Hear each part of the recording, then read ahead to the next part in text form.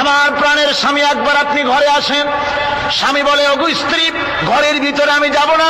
ঘরের ভিতরে গেলে বলে তোমাকে দেখলে আমার মনের ভিতরে প্রেম জাগবে, তোমার প্রতি আমার ভালোবাসা জন্মাবে, আমি ঘরের ভিতরে ঢুকতে চাই না। স্ত্রী বলে, প্রাণের স্বামী, ঘরের ভিতরে যদি আসেন, আল্লাহর কসম আমি কোনো প্রেম নিবেদন করব না। আমি শুধু প্রাণ ভরে আপনার চেহারাটা একটা বার আমি শুধু দেখে রাখতে চাই, যাতে করে কিয়ামতের দিন লক্ষ কোটি কোটি মানুষের ভেতরে আপনাকে আমি স্বামী বলে যেন চিনে নিতে পারি।